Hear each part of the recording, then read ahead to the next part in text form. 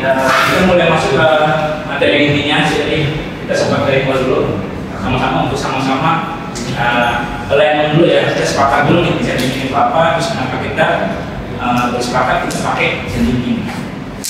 Kita lanjut ke kondisinya. Jadi yang tadi saya bilang desain itu seperti pola dan kita gunakan polanya ketika kita rasa itu butuh. Jadi sesuai yang tadi sebutin, ini prosesnya dari request sampai dengan tes. Terus teman-teman udah pernah dengar ada zero to one product? Belum pernah dengar? Belum pernah dengar. Zero to one product itu jadi sebenarnya jargon aja sih ya teman-teman, kalau harus apa jargonnya zero to one. Memang biasanya teman-teman produk di dunia startup itu lebih familiar dengan untuk zero to one. Zero to one itu adalah proses ketika kita benar-benar dari nol banget. Awalnya kita benar-benar buta, kita nggak tahu kita sebenarnya mau solve problem apa gitu ya. Jadi benar-benar kita kosong, kita cuma ngerasa janggal atau masa ada keresahan gitu ya. Misalnya apa ya, misalnya problem kemacetan gitu. Kemacetan kan dia pelik ya, problem yang pelik, dan desain itu sebenarnya salah satu metode untuk memecahkan masalah yang pelik gitu. Nah, kita semua orang tuh resah gitu sebenarnya dengan kemacetan gitu ya. Karena gak banyak orang yang bisa sampai terjun ke aksinya gitu ya, benar-benar mengatasi kemacetan gitu. Itu sebagai contoh aja. Kita lanjut. Ini salah satu proyek zero to one yang pernah saya kerjakan ya. Yaitu waktu itu saya pernah di Gredu. Mungkin ada yang tahu ya Gredu problem apa? Ada yang tahu ya? Kalau nggak ada yang tahu, jadi Gredu itu sebenarnya adalah platform integrasi sistem sekolah. Jadi semua sistem sekolah itu diintegrasikan mulai dari teacher pembelajarannya, terus student sampai dengan parent. Bahkan ada juga PPDB-nya atau sekarang kenalan PPDB.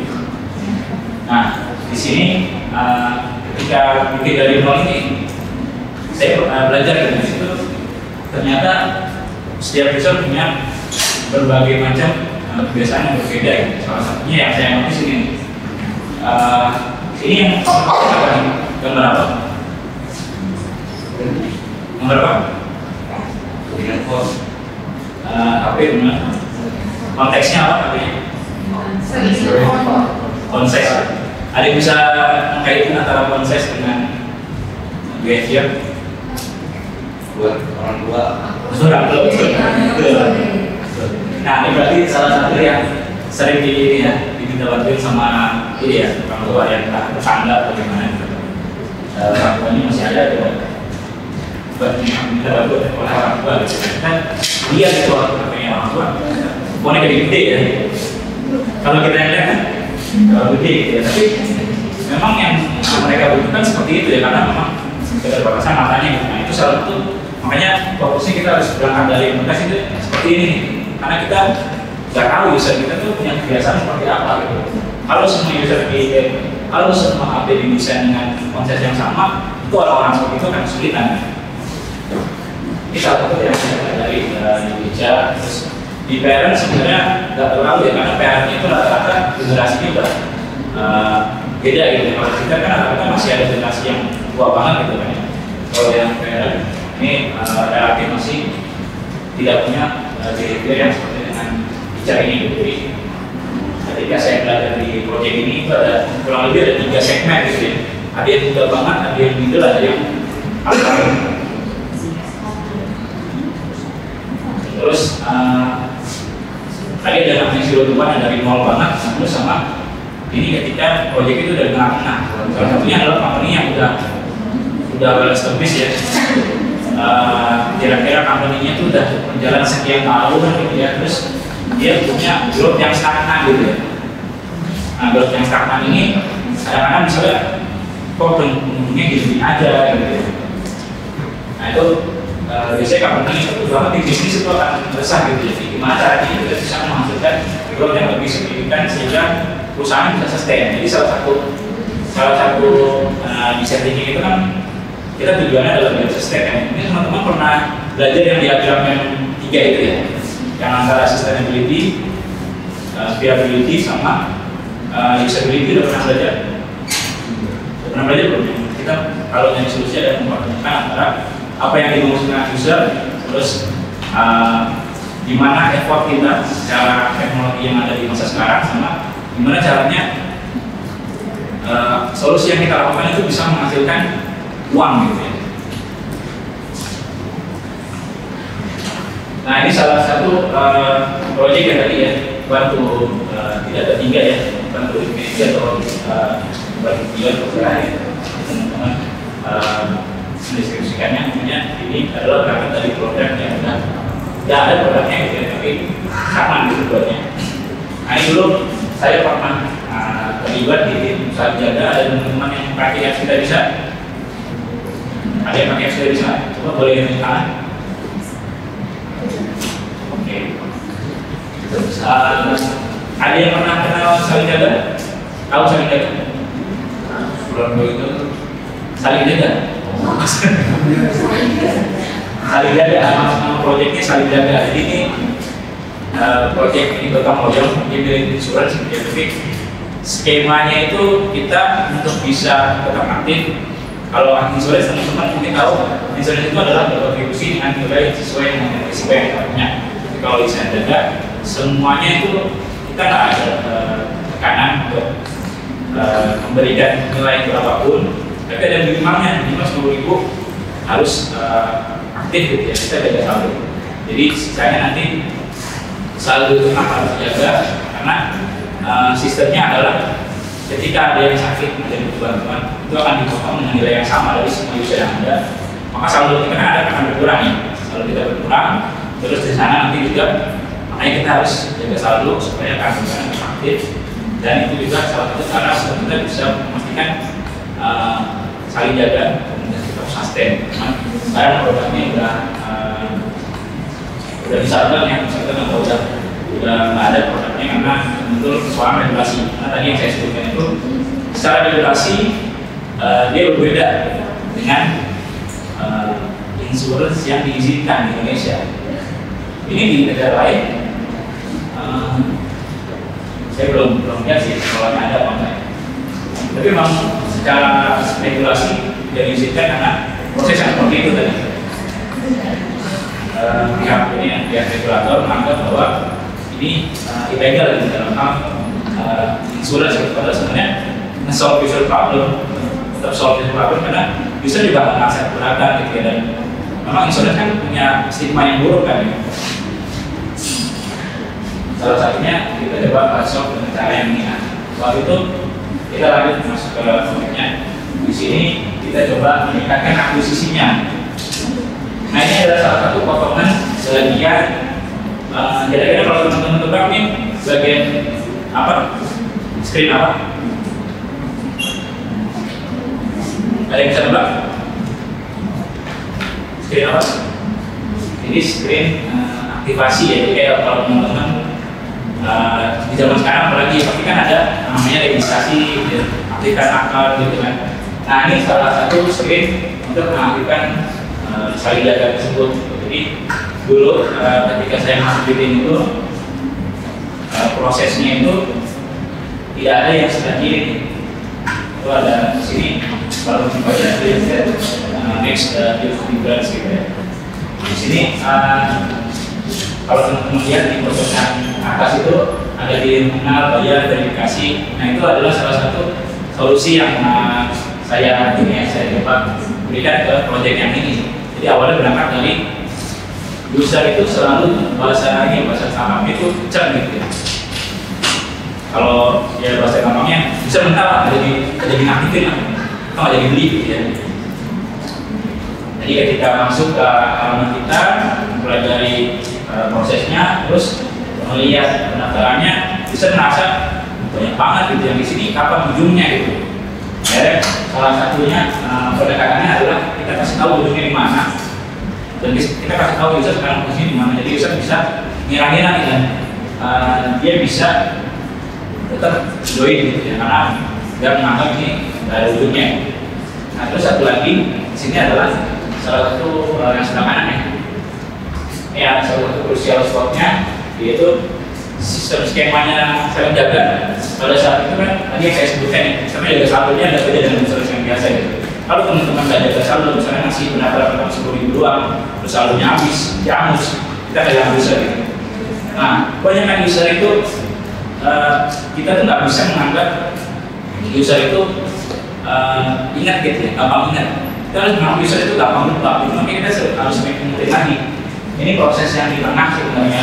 Ketika user udah mau dapetin keanggotaannya, sebenarnya proses ini udah pernah diberikan di awal. Jadi di tahu kompes gitu ya. Kompes itu udah kasih tahu bahwa sistemnya kayak gini. Tapi nggak semua user itu baca kan. Ya tahu kan teman-teman. Kadang-kadang kita sering ribut di kolom komentar kan, kadang-kadang karena nggak baca yang atasnya. Sebenarnya maksudnya apa sih kadang-kadang gitu ya, masih nanya lagi kalau udah disebutin, atau misalnya mau beli barang, ada yang nanya lagi harganya kalau udah disebutin, atau misalnya nanya spesifikasi yang lain sebenarnya udah disebutin.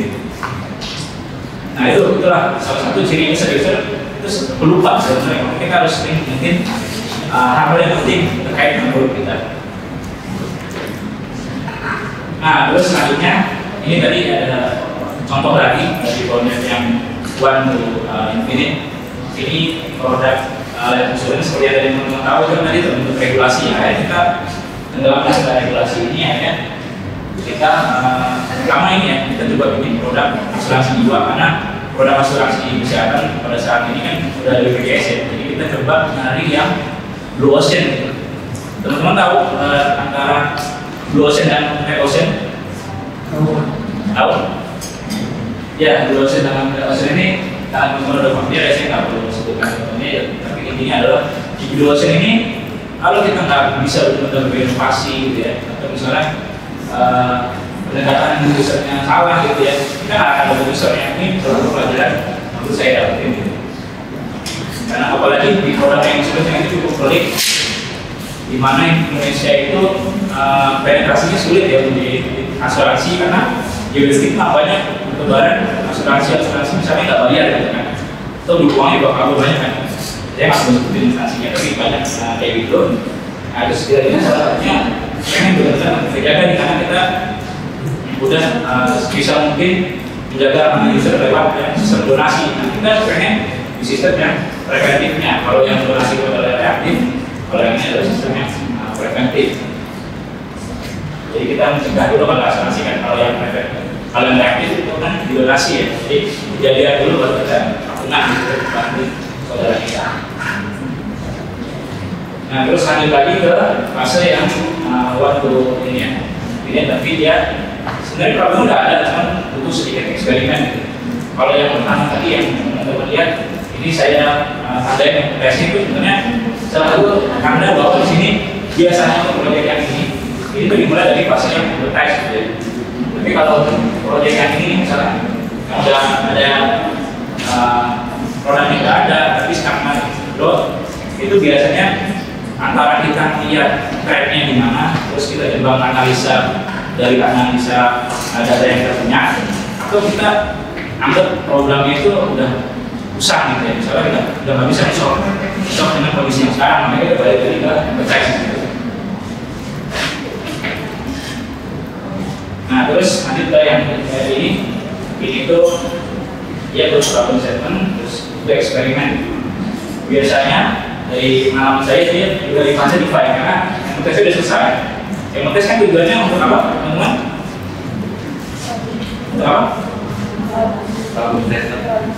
Problem statement ya, ya kita cari tahu lah.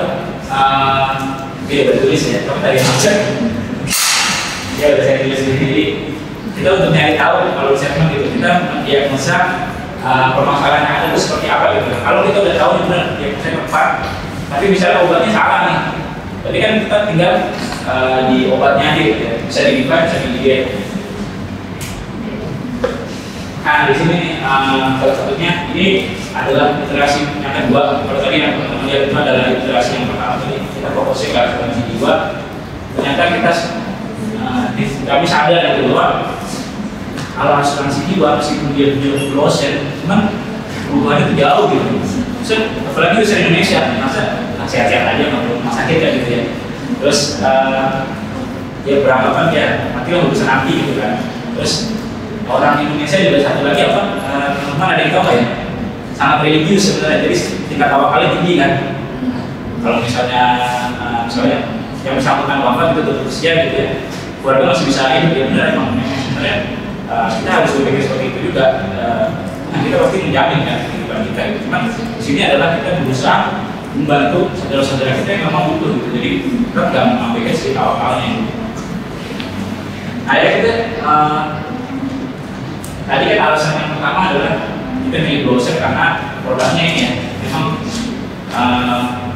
udah ada BPJS gitu ya, kita nggak mau bersaing dengan BPJS. Terus ada produk-produk yang lain gitu, asuransi yang lain gitu yang udah bertaruh di health insurance, makanya kita coba cari perlindungan jiwa. Cuma ternyata itu masih terlalu jauh juga isinya gitu. Akhirnya kita coba tekankan isinya ke ini adalah kita menyasar produk segmen yang mikro. Jadi segmen mikro. Kalau segmen yang makro segmen atau segmen yang high class gitu kan, mereka kan udah aware gitu. Kenapa mereka butuh asuransi dan mereka butuh itu kenapa untuk menjaga finansial mereka gitu, salah satunya. Dan mereka itu dari salah satu jadi alasan yang mendorong untuk beli gitu ya. Nah kalau yang segmen bawah ini agak sulit gitu.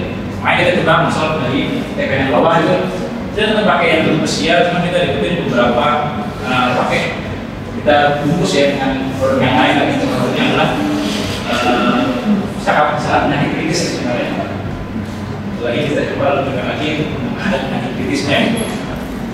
Dan sistemnya kalau teman-teman lihat ya di sini, kalau yang di sini ini ada batannya itu adalah billing kontribusi yang mana sebenarnya itu udah familiar banget sama dunia asuransi.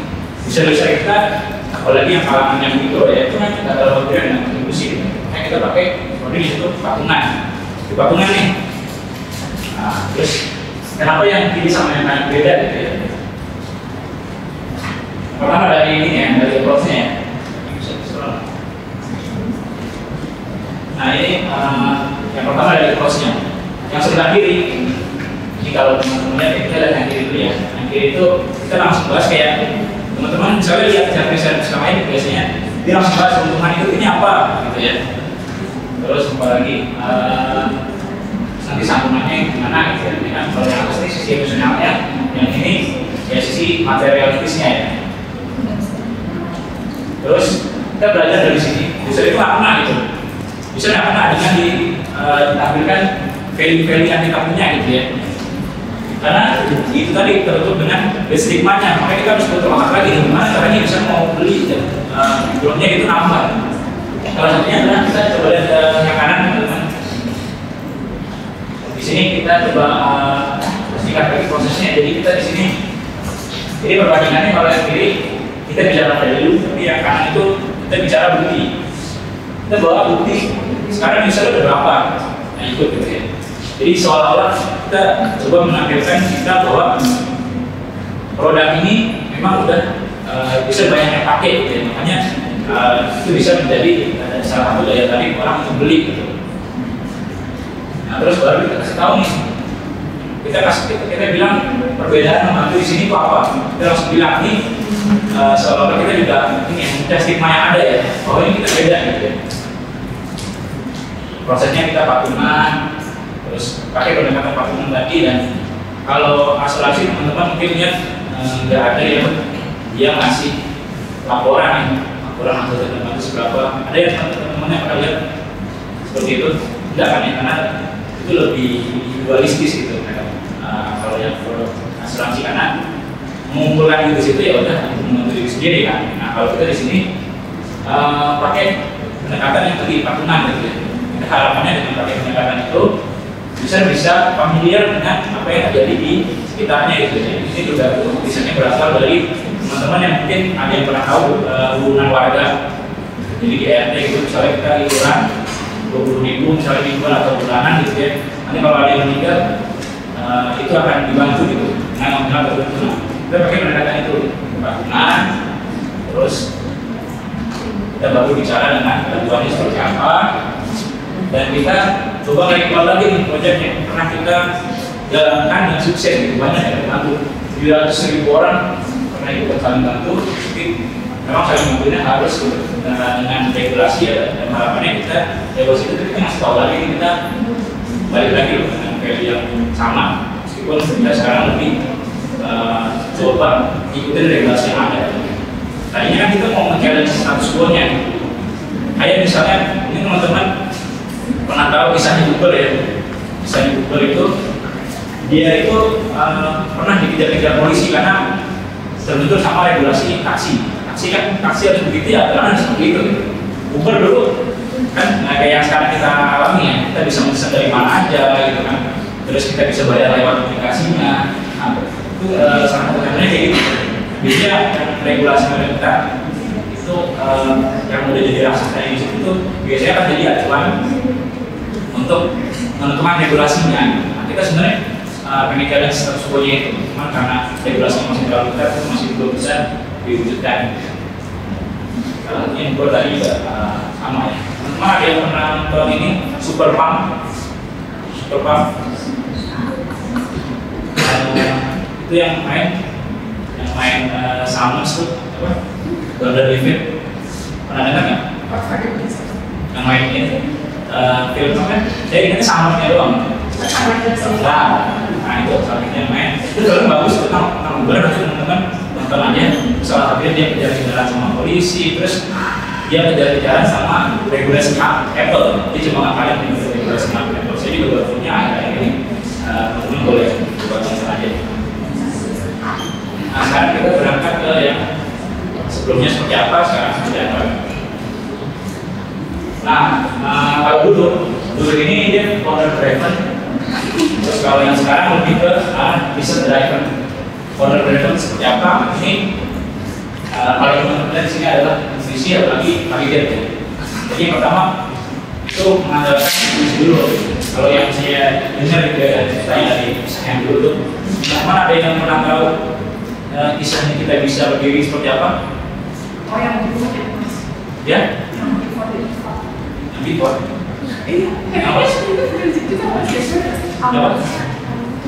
Dia anak juga nih, dari sana dari itu. Ini kan dari dia, waktu itu mana? Iya, before dari apa? Before tadi apa? Ya salah satunya kan itu kan dimulai dari ini ya. Gimana caranya teman-teman gitu yang di sini juga yang bisa ngumpulin berdonasi dan bantu yang warga-warga sekitar yang di sini kan. Terus dulu juga ada proyek-proyek di sini yang saya dengar ya. Di proyek-proyek apa tuh dulu yang ini yang istilahnya terjun ke masyarakat langsung ini istilahnya saya lupa yang selain PKL ya Mas ya itu di BEM ya satu lagi itu kalau yang dari mahasiswanya KKN ya itu gitu ya terus masih juga buku gitu dari ini kan dulu dari UNI juga ya terus mungkin teman-teman juga tahu produk Flip itu kan salah satu itu juga ya itu berangkat dari kursi powder terus Tokopedia kalau teman-teman dengar kisahnya sebenarnya ini ya Pak William Wijaya itu salah satu foundernya Tokopedia itu adalah dulu salah satu admin di platform dari Kaskus saya lupa namanya apa dia itu kan sistemnya kayak Bintrap itu tadinya kalau diskusi itu berubah gitu arahannya menjadi arahan ada jual beli gitu jadi awal mulanya ada yang laporan ke dia nah saksi saya nih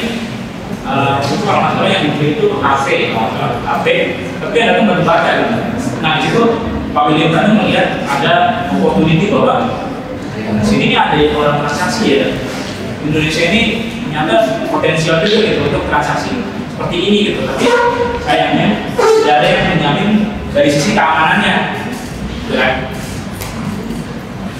Nah terus akhirnya dibuatlah Tokopedia salah satunya adalah untuk membuat gimana caranya duit yang tadinya ini ya barangnya dikirim dulu baru duitnya diterima oleh seller dan keduanya juga sama-sama aman kan jadinya jadi nggak masalah satu sisi gitu. Karena di usernya memang ada dua karena juga teman-teman akan menemukan produk yang usernya itu bukan cuma satu tapi usernya ada banyak terus kalau yang kita bisa kan ada sistem verifikasi juga kita nggak asal ngasih duit juga langsung user artinya ini juga tadinya kan ada yang banyak gitu kasus-kasus penipuan orang mau duit donasi gitu kan sering ya kalau misalnya ini zaman sekarang juga ada kan ada di WhatsApp gitu ya misalnya kayak mereka yang tertentu gitu kita kan nggak bisa jamin keamanan seperti apa tapi kalau kita berdiri sebagai sebuah institusi yang menjamin keamanannya gitu ya dari sisi yang buat campaign donasinya dari sisi orang yang juga berdonasi nah itu akan jadi jalan tengah gitu Terus selanjutnya ini yang proses sekarang ini sebelah kanan, ini yang bisa driver ya, untuk ini lebih ke bervalidasi gitu ya. Lebih coba kalau saya bisa intuisi. Terus apa sih yang berbeda intuisi sama validate ya? Yang berbeda antara control driven sama reset driven. Jadi kalau yang control driven itu kan karena dengan metode intuisi, sebenarnya kita nggak bisa bilang juga kalau ini salah, cuma prosesnya akan berulang terus sampai benar-benar ketemu solusi yang tepat gitu. Kalau teman-teman pernah dengar solusi yang lebih baik, kita dalamin dulu nih problemnya gitu. Karena itu misalnya kalau saya lupa ucapannya siapa, kita lebih baik asal kapak dulu. Kalau misalnya kita punya waktu 50 jam untuk menebang pohon misalnya, terus lebih baik kita mengasah kapak 49 jam gitu, baru sisanya 1 jam itu digunakan untuk memotong, karena kita udah yakin nih bahwa ini kalian ini akan pasti bisa memotong si pohonnya gitu. Sama kayak ini juga nih prosesnya. Terus nanti kalau yang validate seperti apa, karena prosesnya sebenarnya sama-sama berulang juga, dia lebih cepat gitu, karena dia udah lebih dekat ke sasarannya gitu. Tadi kan kita tahu ya bahwa ini sebenarnya nggak ada yang pasti, ini masalah yang unik. Jadi ini sebenarnya tetap soal belum juga, tapi sebisa mungkin kita mengurangi biaya sama waktunya gitu ya. Jadi nanti teman-teman akan sering dengar kata-kata apalagi ini ya, kayak kita yang sering dengar dengan kata-kata cost dan makan gitu. Yang kita cari apa sih? Ya sebisa mungkin kita optimas cost sama time-nya gitu. Time to market juga penting juga, karena kita kalau berdua atau time waktunya nggak pas gitu ya, itu akan bersaing dengan institusi lain.